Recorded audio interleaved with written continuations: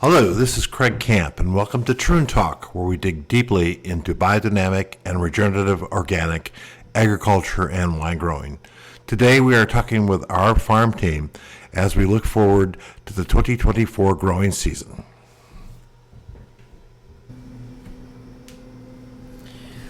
Hi, I'm Garett Long. I'm Troon's Director of Agriculture, and I'm joined today by our Director of Farm Sales, Jennifer Teisl. Hello. And also our newest full-time farmer, Kelly Ryan Bluett. Hi. Today, Happy to be here. Sorry. Today we're going to give you guys a season preview of what we have going on at the Troon farm this year. This is a season I've been looking forward to since I arrived 2 years ago.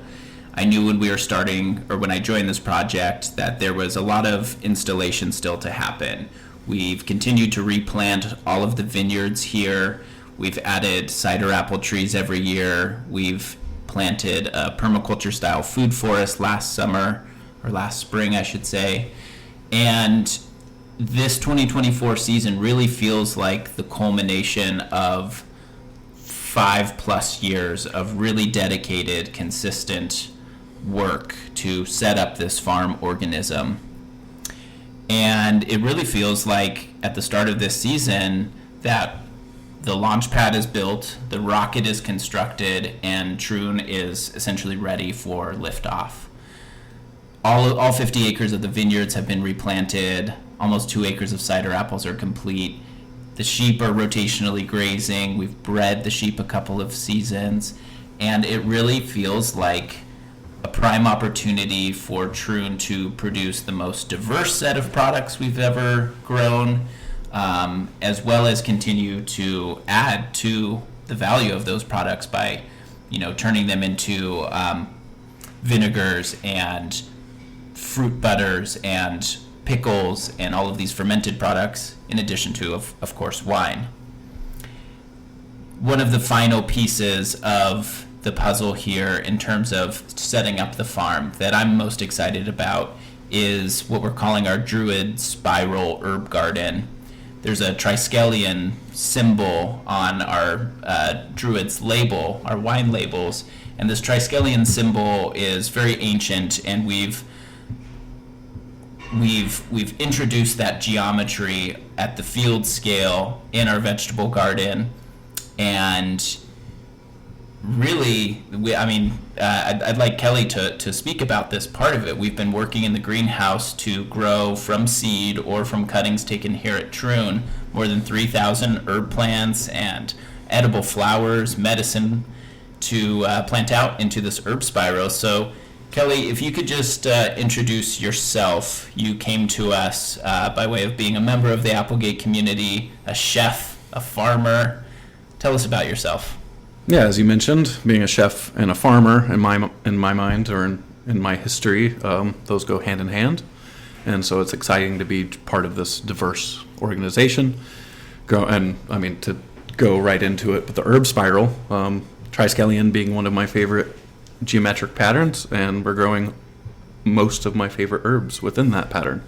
We're talking oregano, thyme, tarragon, winter savory, sage, which to mention I have tattooed on my whole left side of my body, rosemary, and then we're jumping into chives, marigolds, calendula, borage, bachelor buttons, daylilies, maybe daylilies.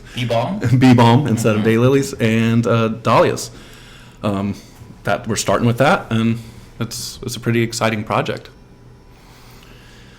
What has that work been like in the greenhouse for you, growing everything from seed and watching this greenhouse just slowly fill up, where we've pretty much filled up all the table space and now we're moving to the ground and we've already shifted plants outside? What has that experience been like for you? Well, I came here in the beginning of February, so it's still cold outside, so I went from close that door please to as soon as I get here the doors are being wide open.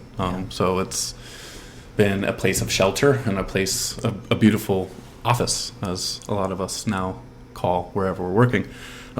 It's a great place to be, and as it's filled me with inspiration or joy in the day. Walking in, who can not walk into a full greenhouse and not feel at least a sense of achievement and pride to be part of such a project? We've got some hanging baskets with nasturtium flowers. If anybody doesn't know what nasturtium looks like, it's kind of a vining plant with these big round, almost like lily pad leaves and these bright orange and yellow flowers. And we've got hanging baskets all over the greenhouse, and these vines are creeping up into the rafters and hanging down and cascading. And the aroma is what really struck me when I walk into the greenhouse. It's a pretty special place, and there's also purpose behind that. It's not just beautiful. It doesn't just invite you to open up all of your senses, but also it invites in predatory insects and beneficial insects and pollinators, and really allows us to manage the greenhouse without additional sprays and pesticides and these things that are so commonly used in these enclosed, sort of contrived farming environments. I was taking videos of the nasturtiums today, which most of them, or all of them are over 6 foot tall, the ones that are actually in the greenhouse bed. So that's the bed that we have dug out in the center of the greenhouse. And the tallest one is reaching around 9 foot. And I started filming because there was hummingbirds in the greenhouse, which I didn't get on film, but the nasturtiums brought in hummingbirds. So that is so cool. That was pretty cool. And this greenhouse, this Druid spiral, I mean, you mentioned how you've got sage tattooed on your body. This herb garden is, in a sense, a reflection of us as land stewards, as farmers. We've dreamed up this vision for planting this garden and all of this diversity, probably 100 different crops of edible vegetables, fruit trees, herbs, flowers. The diversity that we're going to grow in the garden and in the food forest and in this new herb spiral is pretty staggering. But I see that as a reflection of us as the land stewards. And Kelly, can you tell us a little bit more about your background before coming to Troon as a member of the Applegate community and how you've been contributing to this environment?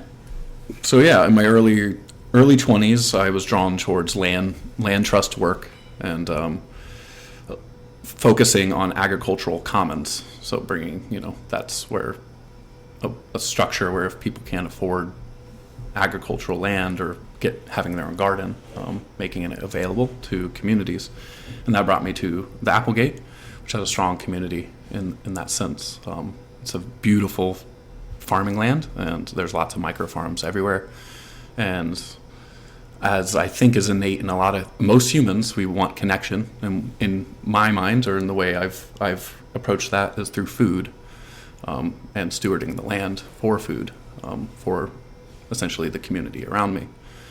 And I haven't felt a stronger connection than here. And a lot of people's efforts in their day-to-day is to feed or to connect with other farmers or people that also want delicious meals on their table. So that's what brought me here and has kept me inspired while I've continued to live here for coming up to 9 years.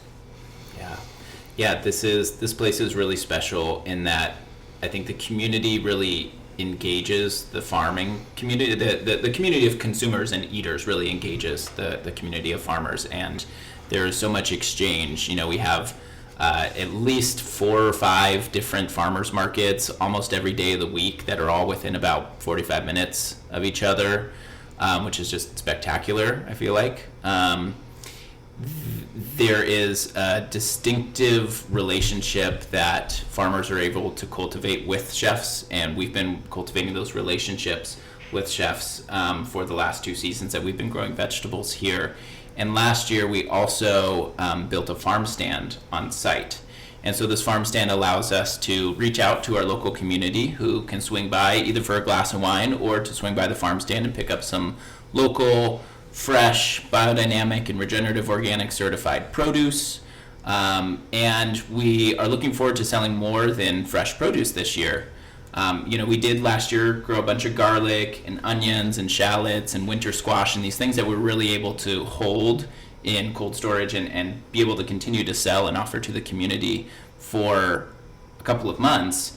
This year, we're going one step beyond just curing some of these vegetables and selling fresh produce into really these value-added products. So Jennifer, tell us what people can expect to find in the farm stand this season. Yeah, so the farm stand should be opening beginning of June. So I think we're all excited and looking forward to that. Some of these items we grew with the specific intent of making value-added products. So we have our Boston pickler cucumber, which we'll be making a variety of different flavors of pickles with. We have beets, which will also be pickles. I'm really excited about the San Marzano tomatoes, so we will have a nice red sauce, so that's going to be a lot of fun. And then we'll see what Mother Nature gives us in terms of abundance for the season, and I think we can get creative. Kelly. Kelly's a chef, and I think he has a lot of ideas of recipes, so I think it can be really fun to just see what the garden is giving us, and then have some interesting products in the farm stand. Kelly, what are some of those crops that are exciting to you that you have started in the greenhouse, or maybe not even yet? What are some? I mean, to go off as soon as Jennifer started mentioning exciting things that we can pickle, or to put in jars. As I mentioned to y'all yesterday, which was a new idea to you, was treating green plums. So that's when often plum trees, as y'all know, are overbearing of fruit, and you have to thin them, or they will just hit critical mass, and the branches will break. Yeah. So you thin them, and you can treat those green plums like olives, and they are amazing. It's a beautiful product that is very rare. There's only a few people in the world that make this product, and it is some of the coolest products of food that I've ever eaten in my life. Things like that. But as we are growing, what we are definitely growing this year, cucumber pickles, because we were introduced to it so young, it's just so common. They're amazing. That's the reason why we call pickles. You just think of a cucumber when you think of pickle. I'm still excited about that, and especially, I got into chefing or cooking and farming around the same time, because I was looking for the best version of those products available. And so I'm still excited about planting seeds and being able to have cucumbers still have the blossom on them. There's nothing better than that. Yeah. One of the things I'm really excited about, we grew them last year, and they were a real hit in the farm stand as well as with the staff. These California Sunshine tomatoes, these little yellowy orange, just little balls of sunshine, delicious killer cherry tomatoes. I don't know how many. I think I ate as many as I was harvesting them, as I put them in the picking bin. But those are really special. And we'll add to our list of cherry tomatoes these black cherries, which we've never grown here at Troon before, but should be a really interesting flavor as well as aesthetic, with these really dark purple, almost black skins full of these anthocyanins and other compounds that are nutrients, essentially, are antioxidant and are helpful. Jennifer, there's another really fun, exciting product that we're introducing this year that you've been in production on for the last, several months now. Yeah, really. We started in December. So our new product will be a Demeter certified wine vinegar, it's really exciting to have that. There aren't that many certified vinegars out in the market in the U.S.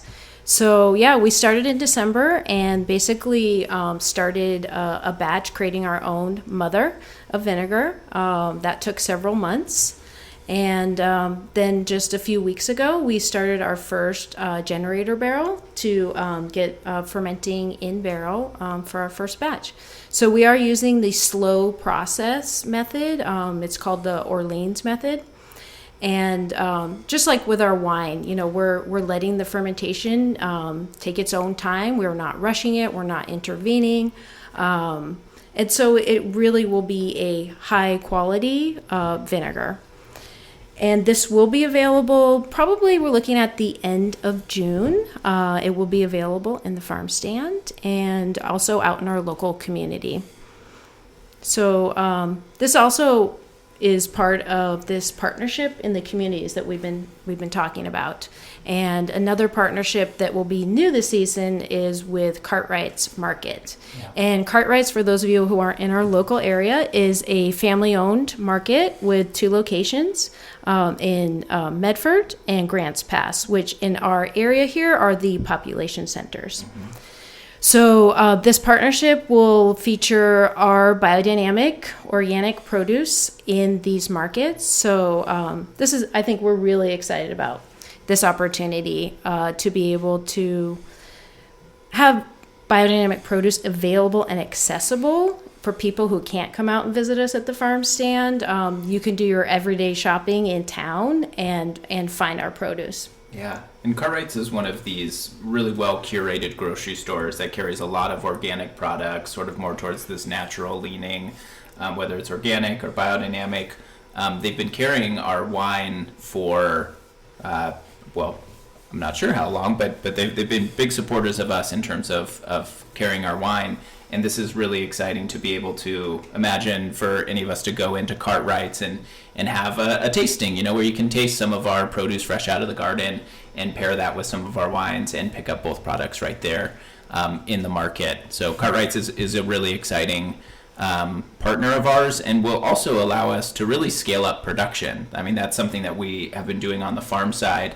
So rather than grow this incredible, it's still a huge diversity that we're growing, but we're growing essentially double the amount of each of these products. We're dedicating 2 garden beds to each of these products that we're talking about, like the pickles. And so having increased volume will help us meet the demands of a big retail location like Cartwright's.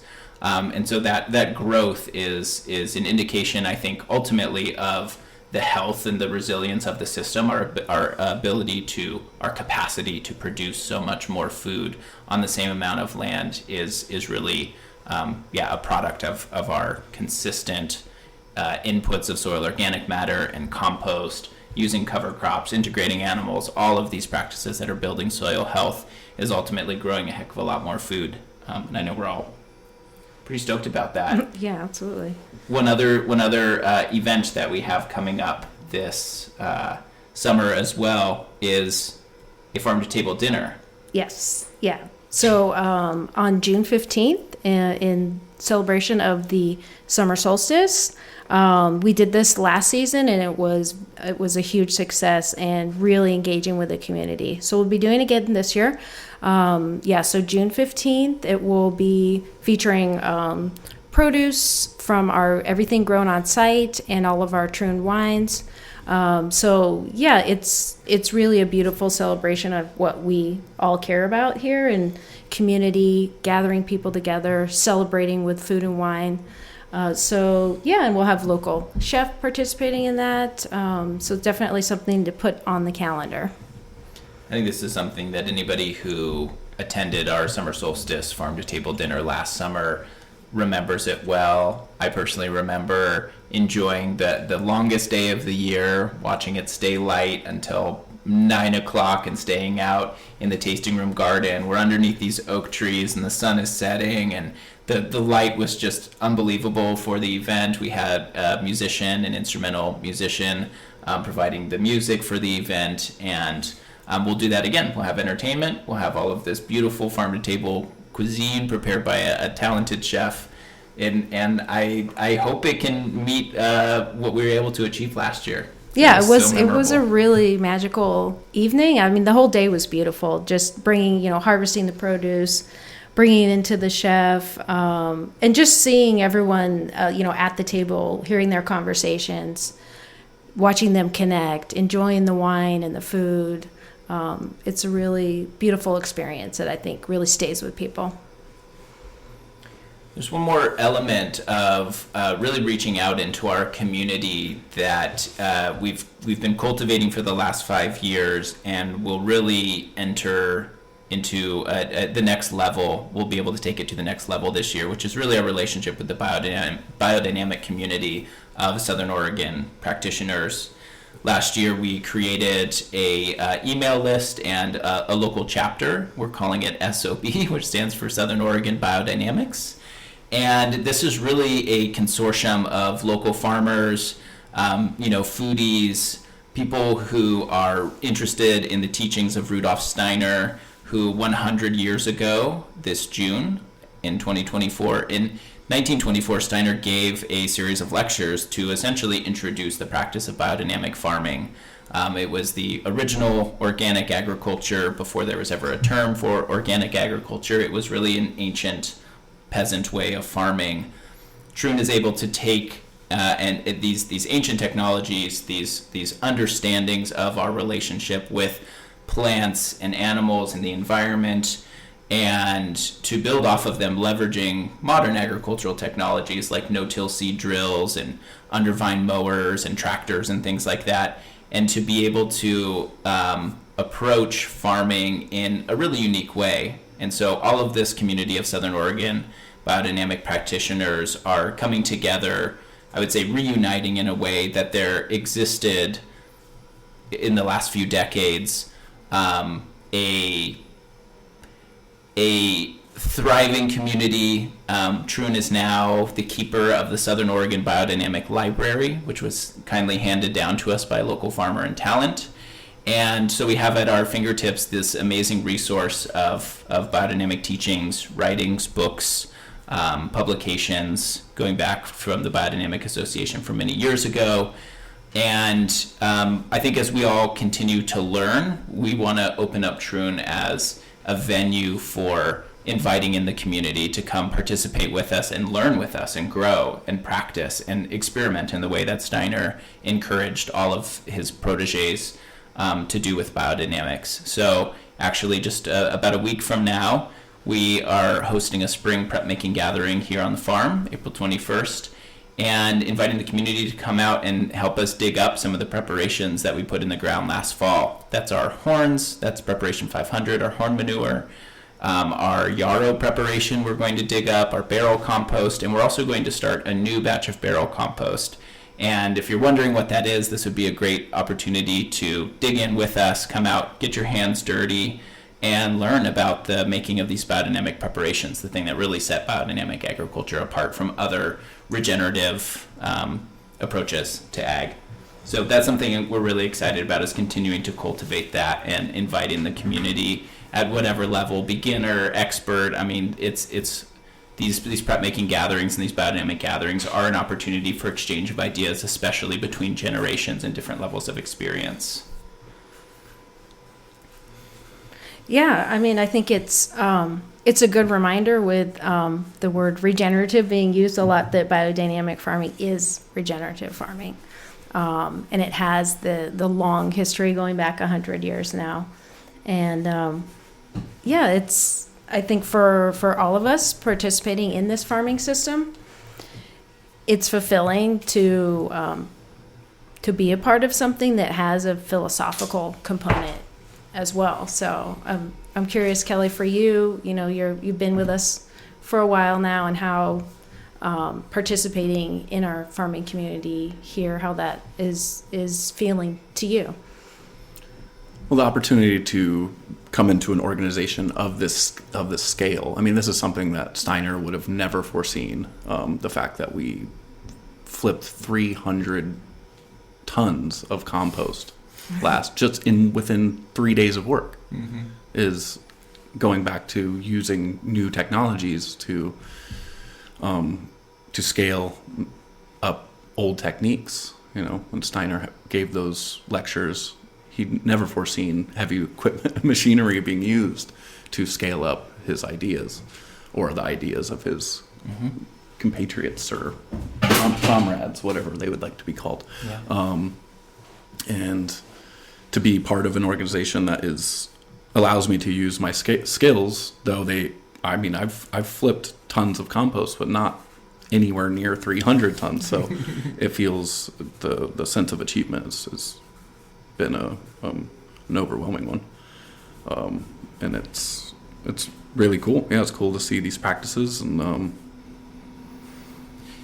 to be part of. Yeah, I am learning. I've been part of regenerative agricultural communities, but nothing to do with biodynamicism. So Yeah, I'm learning every day. You've done an amazing job. I mean, to watch you on the skid steer make short work of those 300 tons of compost was really spectacular. And I think you're able to apply all of your experiences from the last decade of farming to the vegetable garden. We talked a little bit about the crops you're excited about. There's one last product that we're going to be rolling out this year, which is seed packets. We're growing and saving our own biodynamic seed and then offering that up to the community as well. There's a lot of opportunities for seed saving here on the farm. We've already been doing it historically with a lot of our flowers and herbs. If you're a wine club member, you may have gotten a packet of sunflower seeds in your recent wine club shipment, and we're looking forward to, again, scaling that. Our ability to do that will be really driven by having a drying room. We're in the process of designing still, really, the ability to dry herbs, dried fruit, flowers, and then also seeds. And we'll package these up and be able to sell them in the farm stand and hopefully at local retail outlets as well. Are there any seeds in particular that you guys already have your eyes on? You just can't wait to watch it go through the whole reproductive cycle of flower, set seeds, save, and then package up?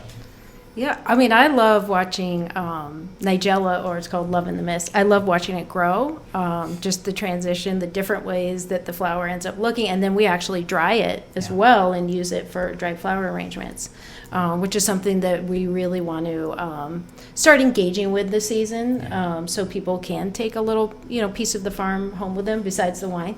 Yeah. So I love that, and it's actually really easy to collect the seeds too. You just take the little pods and shake them, so it makes light work. Yeah. I was actually going to say the same one, but my second is the straw flower. That will be a really fun one to save.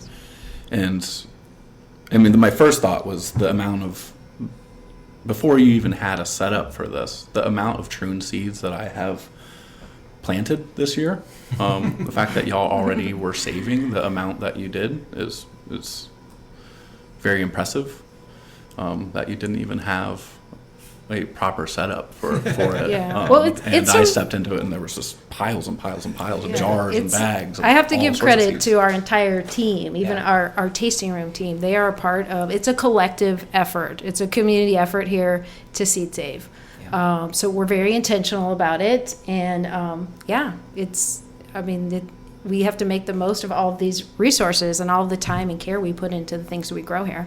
Yeah, as a new employee walking in on a rainy day and seeing tasting room staff or wine educators down there sitting and separating without a winnower, by their hands, separating all these seeds. It's a labor of love, for sure. There's a lot, exactly. There's a lot of care and intentionality that goes into every part of that. I mean, we're hand stamping these seed packets and doing a lot of things by hand, just like we're harvesting the grapes by hand. That same level of love goes into every seed packet as well. And thanks for that acknowledgement, Kelly. I think one of the categories of seed that I've been most excited about is all of our native seed. We have a native garden here with more than 90 species of native plants. With the exception of a handful of shrubs, everything in that, all 90 species in that garden was started from seed. And now in its fourth year, this native garden is an abundant source of plant material and seed for us to take cuttings. Kelly, you've been working on propagating from stem cuttings or root cuttings a ton of different perennial flowers and plants, including these natives, some native grasses, things like that. And again, the greenhouse and outside the greenhouse is just full of these native plants. And having that resource where it's only about a third of an acre, it's a significant garden, significant size space to get to dedicate to just a native planting. But the real opportunity here as we look forward to what the preview of this season looks like, it looks like expanding that native habitat all over the farm. We already have more than 10% of our total acreage dedicated to biodiversity reserves, and as we continue to propagate and spread seed from that native garden, we'll continue to invite in that native wildlife, those pollinators, birds, all of that contribute to our farming practices. And that I think is a real opportunity here for us to not just grow and sell products that we can be really proud of, that really reflect a sense of place, but also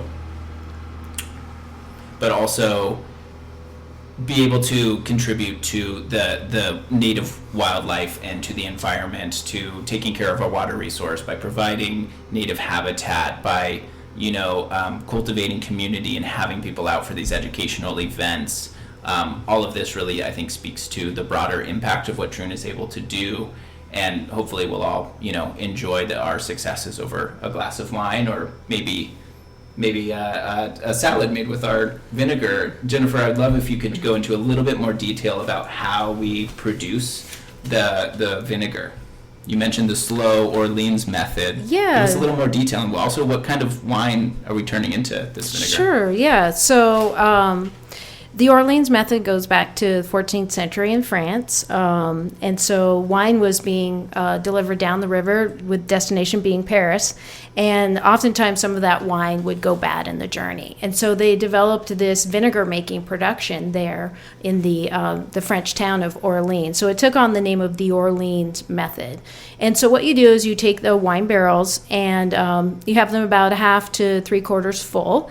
And you drill various, holes to let in the oxygen into the barrel. And so then you're brewing, fermenting in the barrel and aging in the barrel. So it's a slow process. You're not, quick vinegar is when you use a bubbler to infuse oxygen in. So it's that's called, the quick vinegar method. And so we're using really the old process that takes it slow, let your fermentation take its time, and so that's how we're making our vinegar here. We are using our Syrah, estate Syrah, and so this product will really be a reflection of our terroir in the same way that our wine is. So it will be really fun to taste what Troon vinegar tastes like. So in a couple of months, we'll all get to try it. One of those principles of biodynamics is to limit outside inputs into our farm, into our production system. And this vinegar is really cool because everything has come from the farm. We've got our wine, we've got our Syrah from our winemaking program. As you created that mother culture you were saying, I think that's so cool. Can you talk a little bit more about how we created that from our own vineyards? Yeah, sure. We're very lucky here in the Applegate Valley to have Kirsten Shockey, who is a fermentation expert, right in our backyard. And so she is. I worked with her, and she has a method where we took canes from the vine. So we took cuttings from our vines here on the property. And we put that into the wine, and then that was the process that sort of created this really rich microbiological environment. And then we exposed it to oxygen, and then our mother just naturally grew from there. So letting the acetobacter become very active, and wine is then transforming into vinegar. So it was really fascinating to watch it evolve over a couple of months, and you just see the biofilm and what we call the mother starting to develop. So we have our own mother here, which is exciting, and so that's what we then put into the barrel to start off our first fermentation. So just like other wineries, Troon doesn't add commercial yeasts, but other wineries or winemakers will inoculate their grape juice with these yeasts. Rather than inoculate with something we bought, we were able to produce that mother right here on the farm using these vine prunings, these dormant vine prunings, because they're just covered in the bacteria and the whole suite of microorganisms that when you give them the environment to thrive, like you give them a food source, you give them the right balance of oxygen, not too low of pH, et cetera, they thrive and they form that, like you said, that biofilm that we can then use to inoculate these wine barrels and make vinegar. Yeah. So it's really that analogy of how we use only wild native yeast for our winemaking. Again, coming all from our property. Yeah. So that's what makes it, really a Demeter certified product, because it is all from our farm. Yes. Yeah. The same mindset of limiting those outside inputs also extends to the development of our new Druid Spiral that I want to get Kelly to dig into a little bit more. We're similarly trying to source all of the materials for development of that herb garden from the farm. As an example, we have been picking big rocks and boulders and things like that we that just kind of seem to grow out of the ground. We have rocky ground here in certain parts of the farm, and these rocks we're going to use to line the pathways. We're going to actually create the geometry of this triskelion symbol using rocks from the farm. We'll have our pathways, and then I mentioned the more than 3,000 plants that we're growing right here in the greenhouse, either from cuttings we took from existing herbs on the farm or from seed. Kelly, we're going to bring in some drip lines, some drip tubing from off farm, some irrigation supplies. Aside from that, tell us more about what is going into set up this Druid spiral, and if you can kind of paint a picture of how these herbs and flowers are all going to be planted out within this symbol.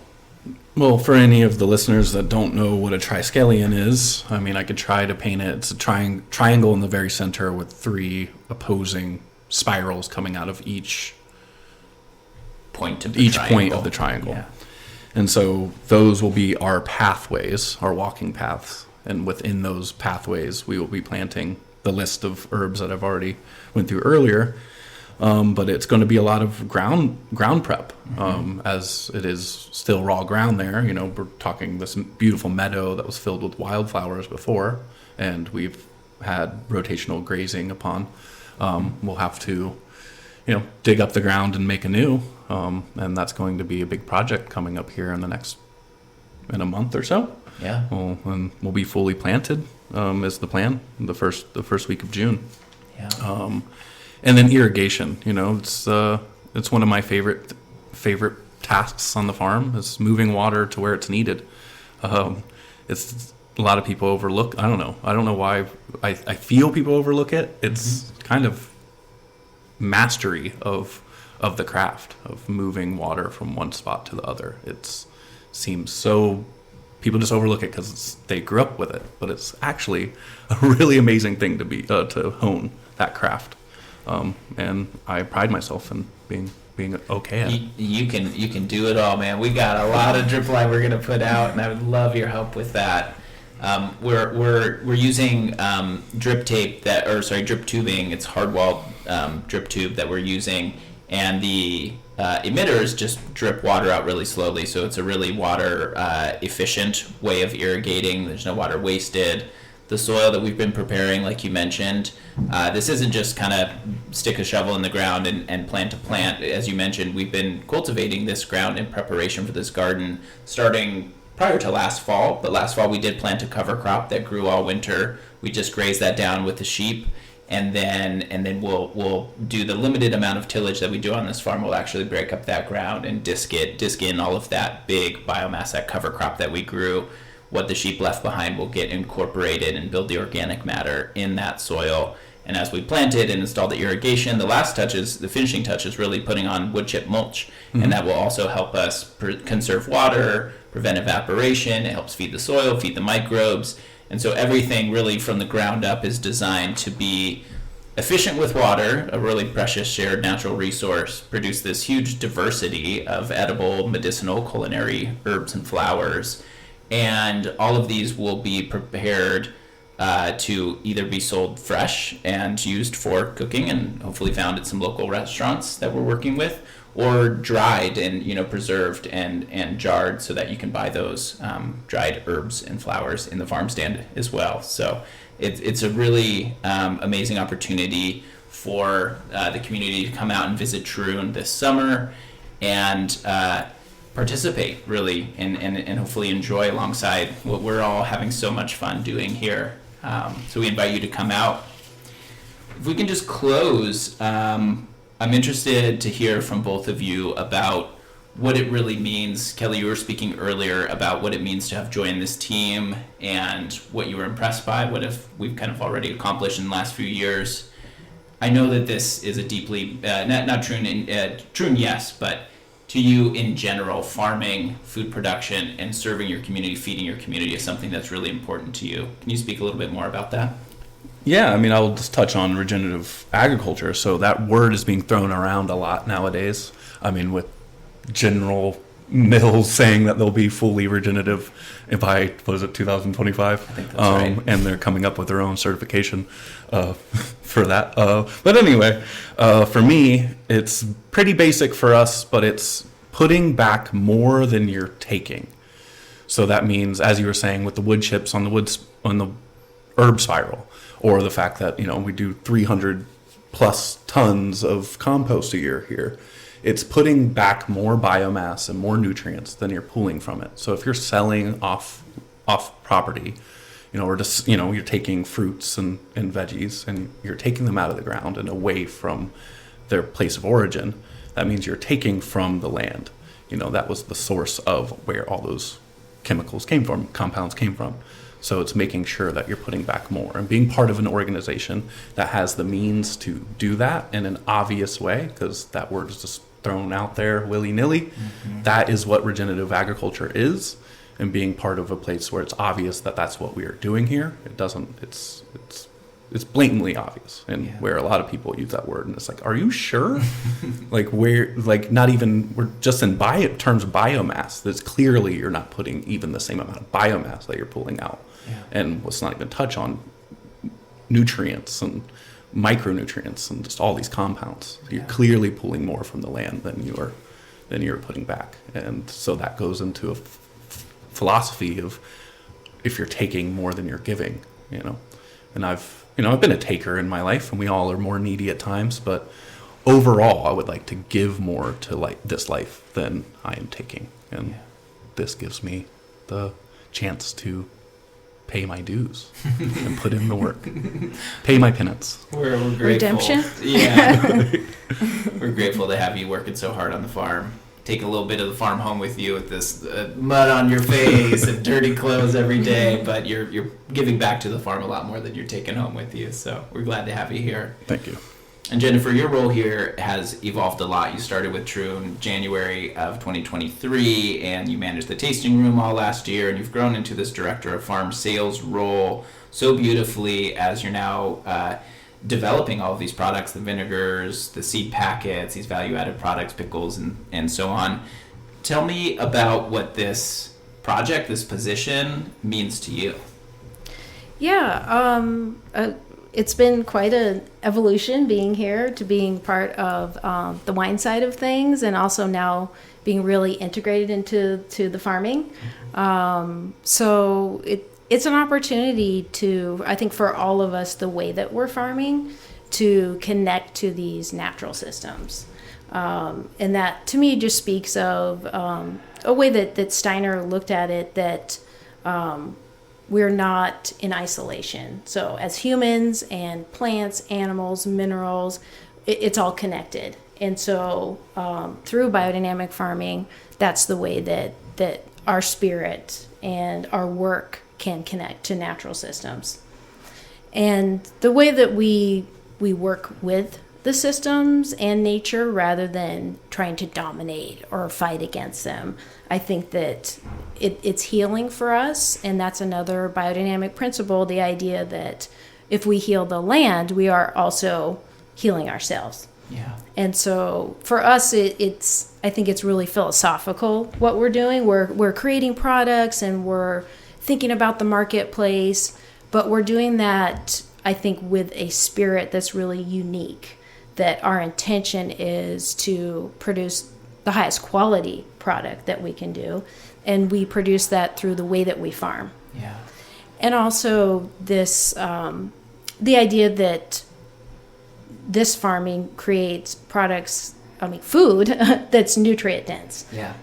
And that's fulfilling our bodies, our minds, and our spirits. Yeah. And so I guess for us, we work really hard and we want to accomplish so much, but it's at this level where it's intellectual and spiritual as well. Yeah. Yeah. I've really felt that in my own practice as well, of farming this way for more than 10 years now. And the more years I do it, the more I learn about myself. I learn about farming. I learn about what to do and what not to do. I love talking about those, even those mistakes and those failures, because I think there's a lot of learning in failures as well as successes. And I'm really thrilled to be sharing this moment in time with both of you and with the rest of the rest of Team Troon. We're gathering as a whole staff this Thursday. We've got a McMinnville tasting room, and the whole crew is coming down. This is going to be a wonderful opportunity for bonding and for coming together as a company and as a group of individuals who are so thrilled to be a part of this project.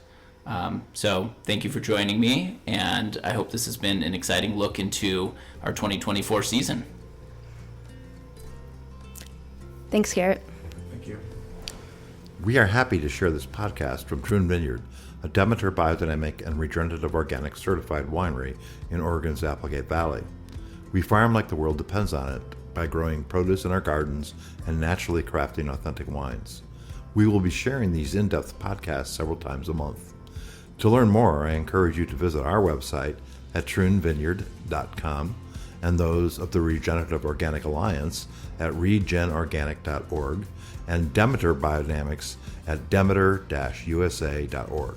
Thanks for sharing our voyage to regenerative agriculture with us.